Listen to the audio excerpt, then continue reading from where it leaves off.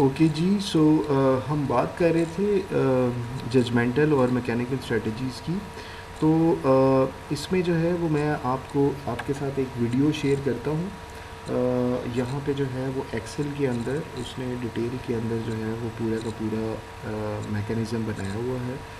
आपको जो है वो उससे थोड़ा आइडिया हो जाएगा कि आप किस तरह से चीज़ों को जो है वो इम्प्लीमेंट कर सकते हैं। तो मैं आपको वीडियो शेयर करता हूँ। Hello friends, welcome back. My name is Priyendra Kumar and today we will learn how to create a performance dashboard in Microsoft Excel. I have created this performance dashboard with using some dummy data points and I have taken the number of calls handled, sales, average handle time and the sales conversion and the login hours data. So I have the call handled. This is the sum of call handled, sum of call sales made, and average handle time, average login hours, and the login efficiency, and the last is sales conversion. So I have created these graph speedometer for the login, average login hours, battery chart for the login efficiency, and this is for the sales conversion. And these all the data points are connected with these slicers. If I will change or select any slicer, let's say I want to see the annual performance for the employee 1, then I will select the employee 1. So these are the numbers for the employee 1. If I want to see the for the particular month the performance of employee 1, I have selected employee 1, then I will select any month. So this is the monthly performance for the employee 1. Similarly, we can select the other slicers. I have created 5 sheet tabs in this dashboard. One is summary. This is the summary sheet tab is activate. And second is the monthly performance. In the monthly performance, I have showcased the month-wise performance. It is monthly call handled, sales, login hours, sales conversion, average login hours, and AST. Similarly, for the weekly, I have showcased in the weekly form. If I will select any slicer, it will work. And agent wise performance, which is the this is the agent's name, employee 1, employee 2, and these are the dummy data points basically. So these are the number of calls handle, annual calls. If I will select month, then it will be monthly. Okay. And last is supervisor level performance. This is supervisor level performance. Okay. So friends, I will tell you how can you create this performance dashboard, which can be useful in your office or for your client. So I'll tell you today how can you create this beautiful dashboard in Microsoft Excel. So without delay, let's start. I have created few raw data. So I'm unhiding this raw data. This is the raw data which I have used. This is the data. You can use your own data in place of this data. So I have taken here the date, the month, week, number, and employee, supervisor, call handled, sales, average handle time for the calls, login hours, and the target login hours.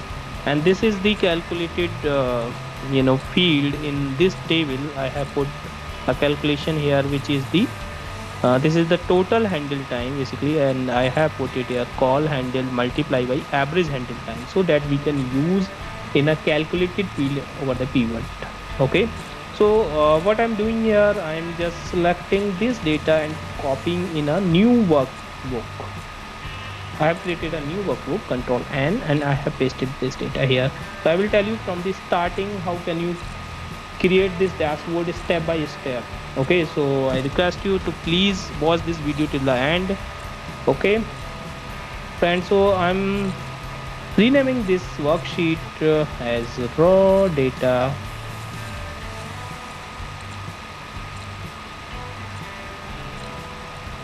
Okay, now I will create a pivot table. So before creating a pivot table, what I will do, I will create a name to make the pivot range dynamic, so that whenever you will add your data below this data, or you can remove your data, and you just need to refresh all the tables, and your dashboard will be refreshed automatically. You don't need to change the the source range each and every time. So we will create a dynamic range for the pivot table. So I'm creating a new name. So I'm going to the formula and going to the name manager. Here I will create a new name. Okay, and yeah, I'm putting the name as pivot name, and here I will use offset function. Offset, then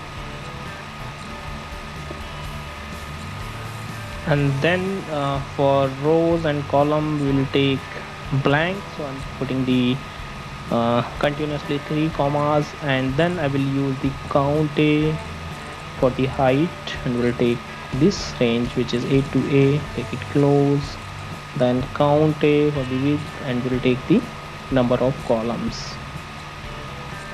take it close. So we have created the range for pivot. So let's check this range. If I will click here, then my range has been highlighted, so I have created this dynamic range. Now I will create a pivot table.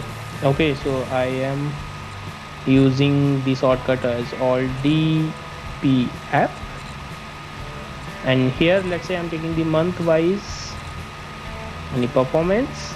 Let's say month wise number of calls handled, sum of call handles. Now we can go to the analyze, and we can go to the change source.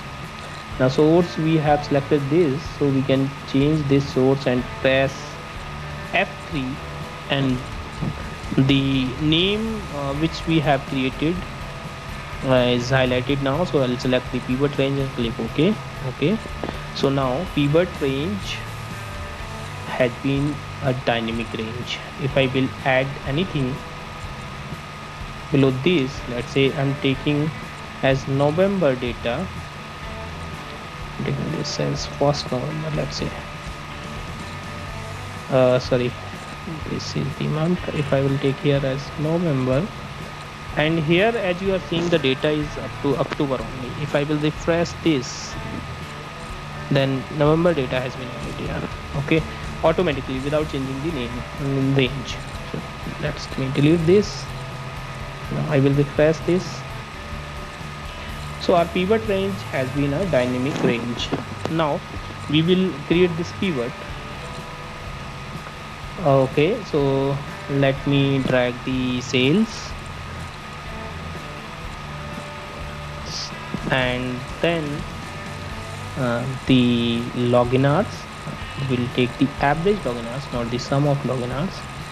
So we can go to the view field setting, and from here we'll take the average login hours. We will also change the number format, and we'll take the number as 1 decimal place.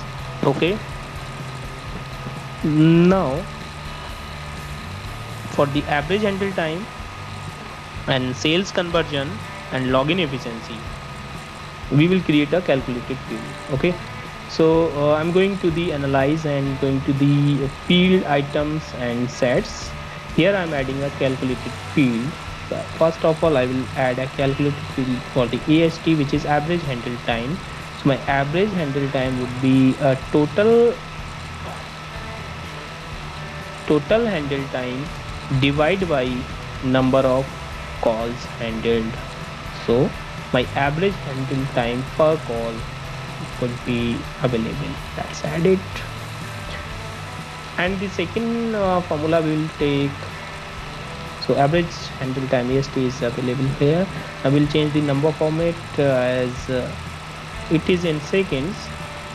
We'll take this. Okay, now we will add another calculated field